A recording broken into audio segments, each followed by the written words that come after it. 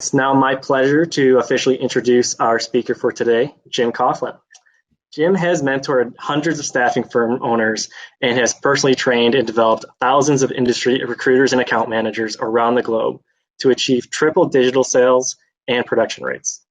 He has personally grown 3 staffing firms of his own to successfully liquidity events.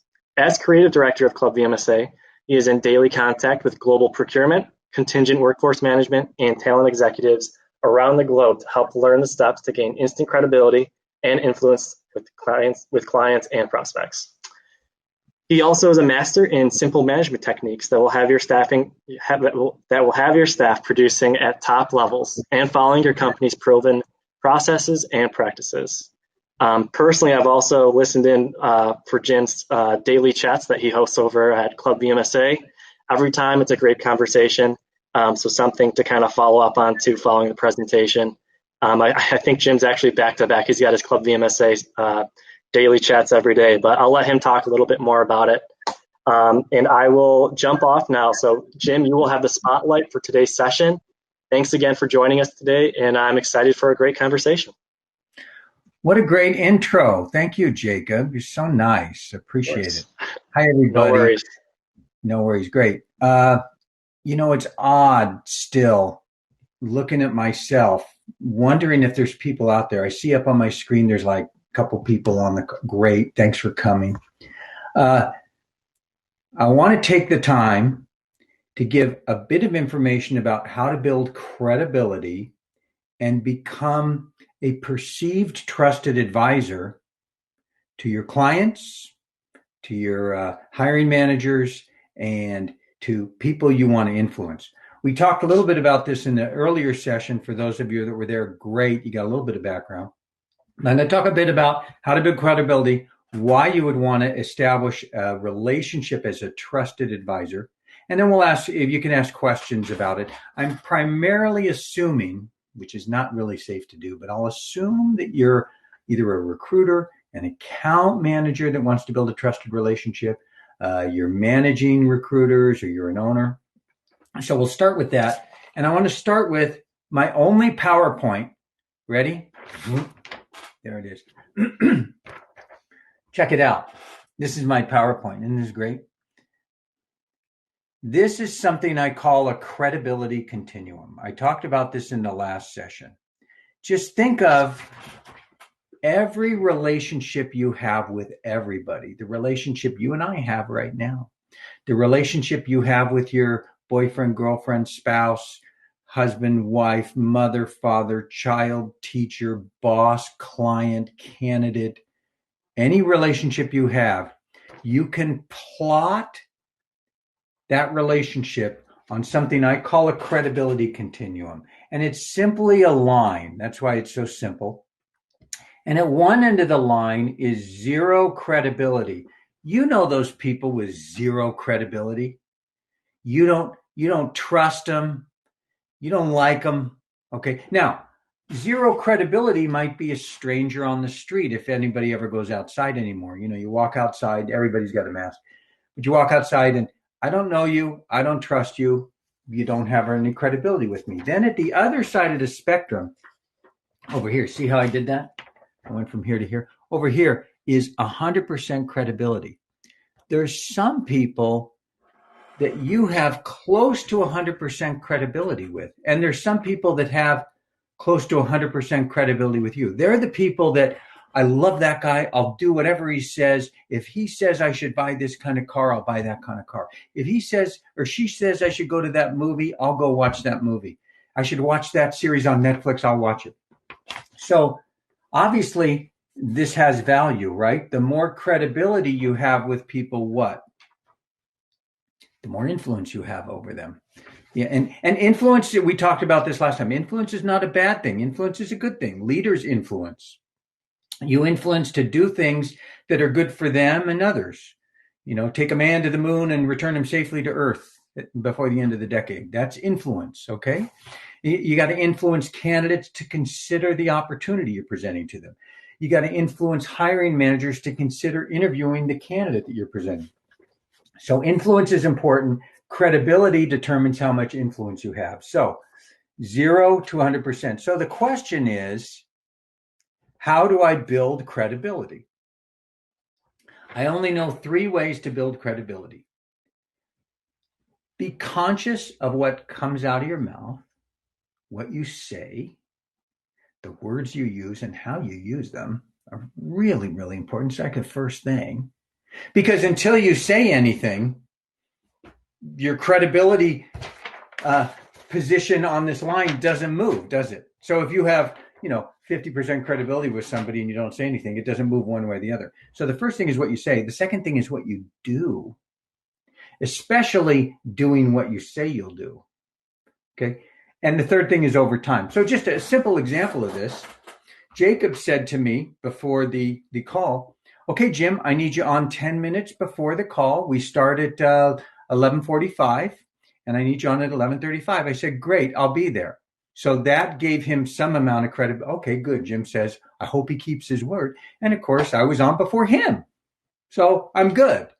So now I built a little bit of credibility. Now, if I said, okay, and I was late, it doesn't matter what my excuse is. I lost credibility.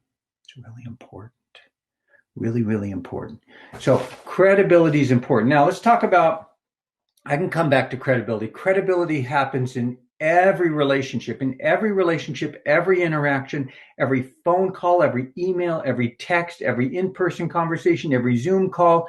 Every time you touch another person in an interaction, you're moving the credibility continuum one way or the other. So if I leave you with anything, I want you to just be aware of that what you're saying and doing is impacting what people think of you and how they're going to work with you and what they decide. Very important. Now, second thing, excuse me, is this idea of a trusted advisor. I want you to take a piece of paper. These still exist. I know we have iPhones and notepads and things like that. Just take a piece of paper, fold it in half, and write on one side of the piece of paper people that you trust, that you would go to for advice. And it could be in any area. So maybe spiritual advice, there's your pastor at your church. For medical advice, there's your doctor. For financial advice, there's the guy at Merrill Lynch that handles your 401k. For career advice, I don't know, maybe you have an executive coach or you talk to your uncle who is really good in business. So write on one side of the paper, people that you go to, that you have identified as your trusted advisors. Write them down. Just take a moment, write them down. So I would put Webb Francis, he's my spiritual advisor, and Scott Rively, he's my business advisor, and Janine Parrish, she's my boss coach, right?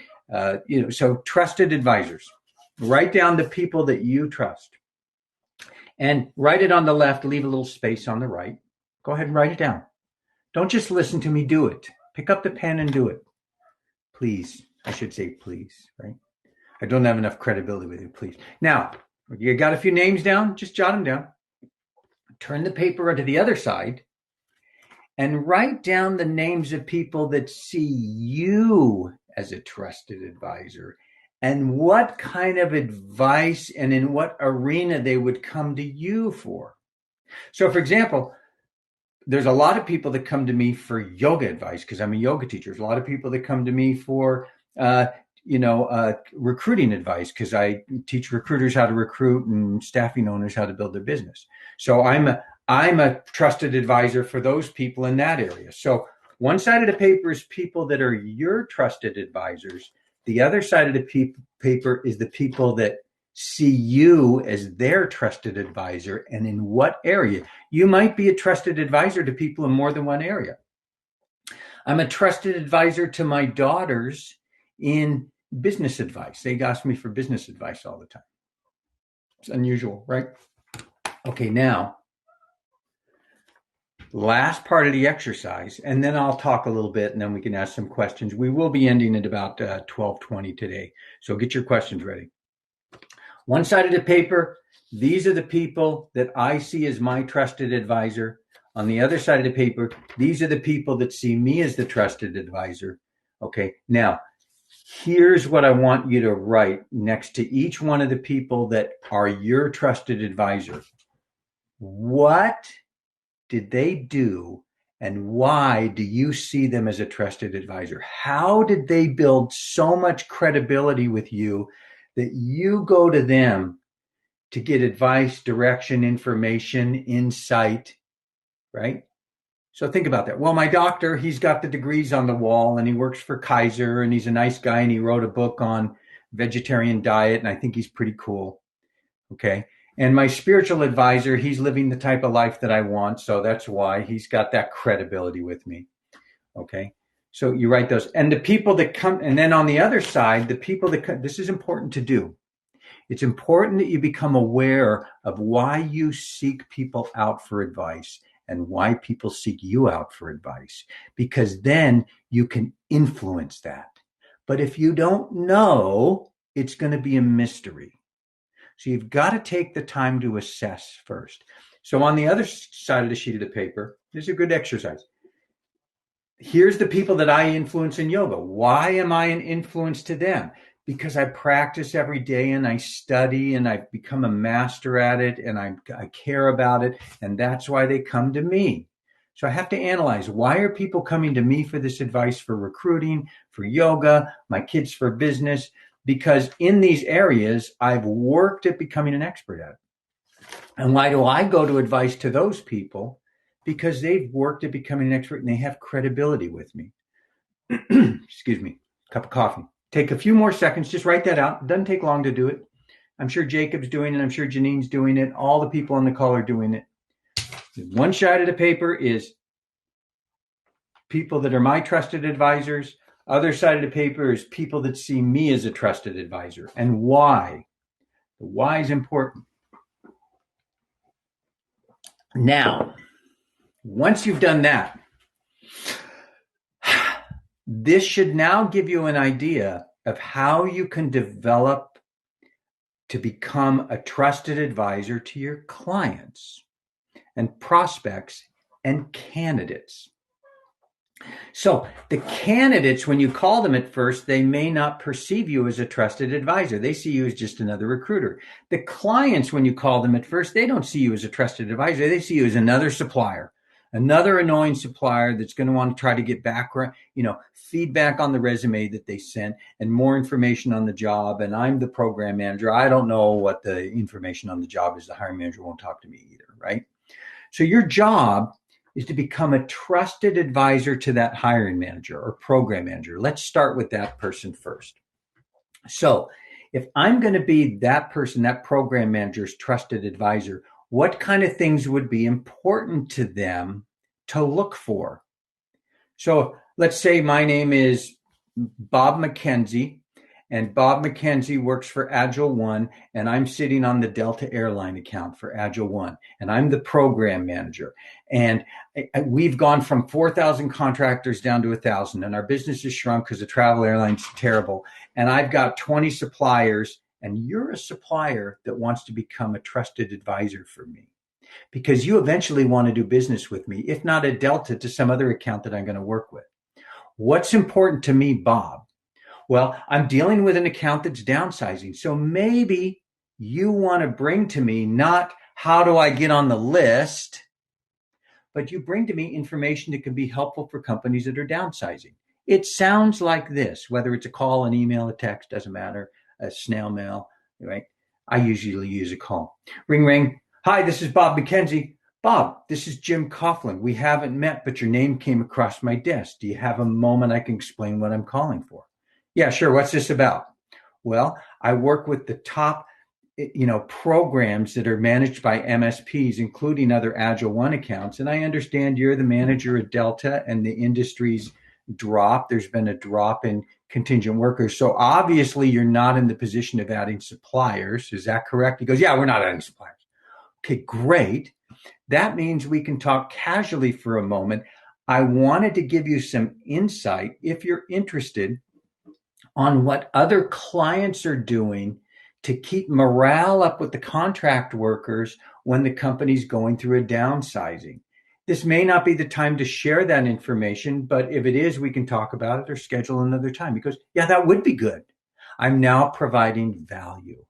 I'm providing value because you see on your list, remember your list?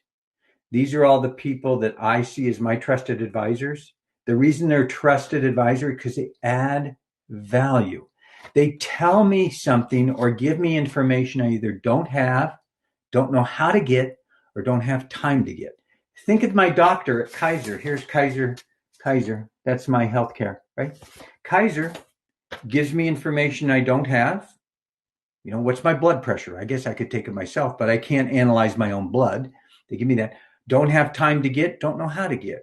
The financial guy gives me information I don't have access to, don't know how to get, or don't have time to get. The people that come to me as a yoga advisor or as a recruiting advisor, they come to me because I have information I can give them they don't know how to get, they don't have time to get, and they don't know where to get it. So you have to become a trusted advisor. You have to create, accumulate, curate information. Information is very important, not data. I'll explain the difference. Information that's valuable to the people that you want to influence. And then you become a trusted advisor. And the final outcome of the trusted advisor, I'll go back to my credibility sheet. Okay, remember 0 credibility, 100% credibility, is that I'm growing credibility. And the person that I want to be an advisor to, when they have a problem, a challenge, an issue, an opportunity, the first person they think of is me. The first person they think of is me. I want to create a little pocket in that person's mind that when they think of challenges in the contingent workforce, I should call Jim. Jim's the guy to go to, challenges in the contingent workforce. See, I've created a pocket in Jacob's head, whether he realizes or not, because he said in the introduction, I've been watching Jim's video chats and I got to say, I'm really impressed. So now when he thinks of contingent workforce presenters and conversations and somebody who's well connected, my name comes up first, a little picture of my face, which is really scary that my face is in Jacob's head, but I'll take it, right? So the trusted advisor relationship is built over time. It's built by doing credible things, following your credible statements. So your credibility statements and credibility actions over time build the trusted advisor relationship. And why I want that is because it gives me a competitive edge, especially if I'm a supplier working accounts, if I'm a recruiter, if I'm an account manager. If I have created the perception, and I don't even have to use that term. I could say, Bob McKenzie at Delta Airline, here's some information on what other companies have done to keep morale up during downsizing. Is this useful to you? Would you like more information like this in the future? I'd be glad to put you on a follow-up list as I get little tidbits and information from the industry. I can pipeline that to you if you're interested. If at any time it becomes a burden, just tell me to stop. Because my goal really is to become a trusted advisor in the relationship in the industry to other program managers. Bob's going to think, great. And at some point after the 7th, 8th, 9th contact with Bob, whether it's an email, phone, text, whatever, in person, Zoom, I'm going to say to Bob, by the way, I also hear from a lot of other MSPs from time to time. They're always looking for good talent. If you're ever looking to make any change, you just let me know. Now Bob becomes a candidate. Now Bob becomes a hiring manager for me. Bob will go to me first. When Bob has a challenge with a hiring manager, didn't Robert Half do that ad on Bob, account tabs, right? So if Bob ever has a challenge with a recruiting manager, hiring manager, he's got a wreck, he doesn't know what to do. Before he puts it into VMS and sends it out to all the recruiters, he calls me up. He says, Jim, can I run? And this is when this is working, that this credibility is moving toward 100%. Because the program manager, the client will call you up and they'll say, hey, I wanted to run something by you and get your insight. This hiring manager gave me this rec and it doesn't quite make sense. Can I send it to you? Can you make sense of it before I put it in the VMS? Do you think you might have anybody? I really don't want to send it out to everybody else. That happens. And that means that I have just ka-ching. I just became a trusted advisor in that person's mind. And I'm just going to keep building on that. I'm going to keep building on that. I'm going to take a moment at this point and stop, take a breath, because we have about 15 minutes left. I've been riffing for about 20 minutes. I want to see what questions we have from the team. Oh, and I got some discussion. Love, Sedna, Jerry Serum, loves, thanks, nice. It's true. So if you have questions about what I'm talking about, building credibility on the credibility continuum, becoming a trusted advisor with your clients, with your candidates, shoot them to me right now. Put them in the Q&A, put them in the discussion, put them in the chat. I don't care where you put them. Jacob will bring them up and he'll answer them to me. But I do want to mention that, yes, I work for ClubVMSA.com, just like it sounds, ClubVMSA.com. We provide a platform for global procurement, MSPs, and suppliers to all get together, the clients, the suppliers, to get together and collaborate. Part of ClubVMSA is an educational arm, which I head up. And one of the main programs we offer is called MAP. And MAP stands for Mastering the Art of Production. It's a 52-week curriculum.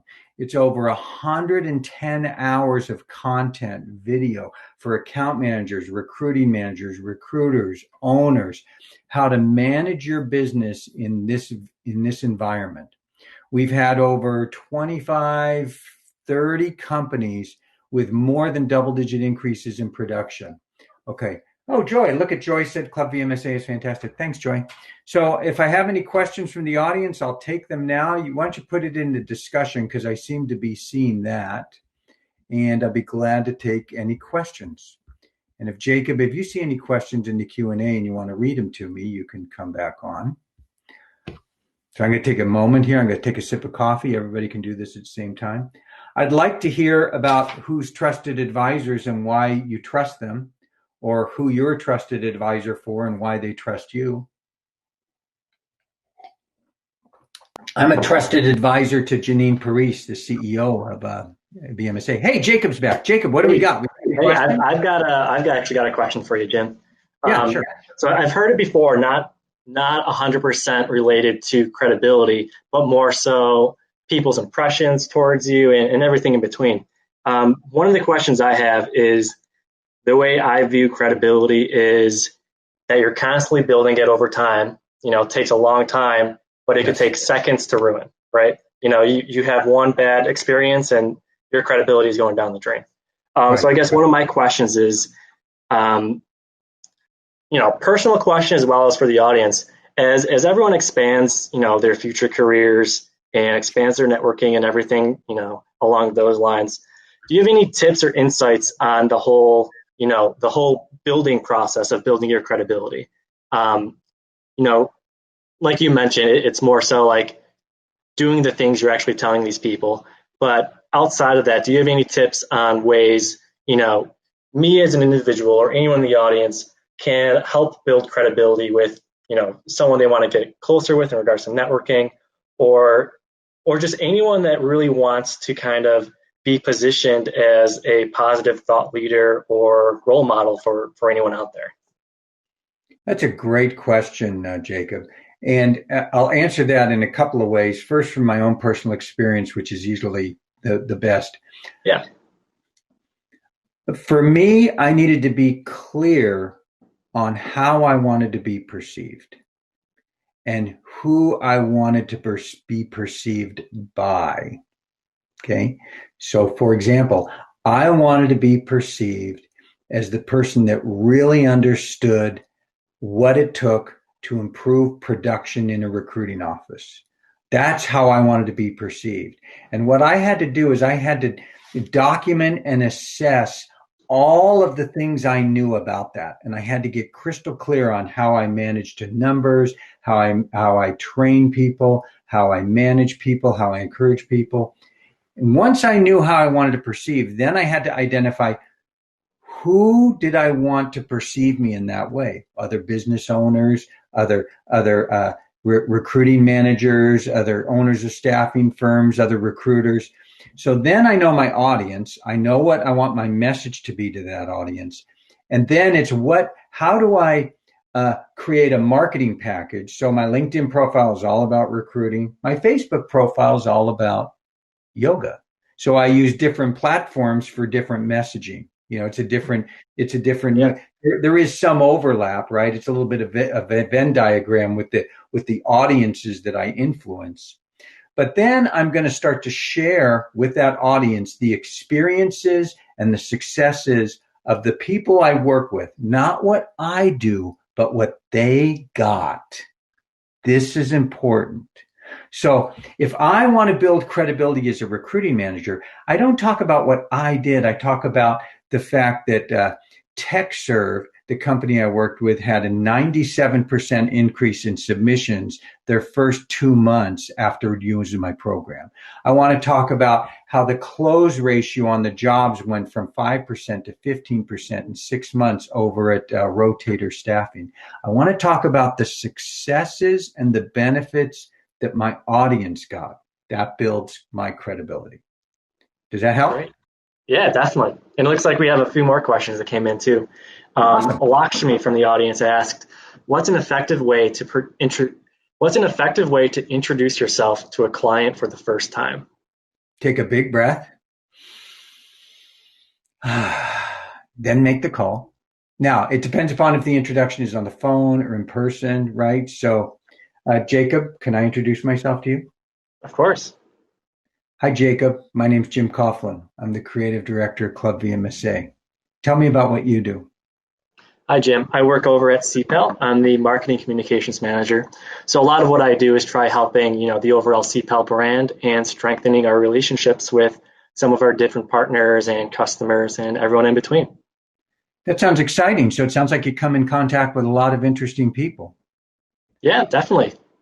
What's some of the most interesting opportunities you've had to work with clients? Well, I'll actually use CPEL Connect as an example. We've got this virtual conference that, we're all in today, and we have over 20 different unique sessions. Every session has a different group of speakers or an individual speaker. Everyone has different insights, stories to tell, and it's just great kind of throwing a community together. That's amazing. That sounds great. Now we're going to stop time. Lakshmi, what I did is I just introduced myself, but I asked about Jacob. I asked about what he did, what he finds interesting about his job. The most important thing you can do is allow people to talk about themselves because they find that is the most interesting topic of all, right? Now, I'll give you the way not to do it. You ready, Lakshmi? You ready, Jacob? Yep. Hi, Jacob. Hi, Jim. Hi, I'm Jim Coughlin. I'm a recruiting manager with Foundation Systems, and we provide IT tech talent and sourcing for network administrators in all different markets. And we're looking to place, I've got some really good Java engineers, and I wonder if in your role you're looking for Java engineers. How do you feel? Just tell me the feeling you got. A little overwhelmed. Pretty overwhelmed, pretty Yeah. yucky. How did you feel? How did you feel in the first conversation?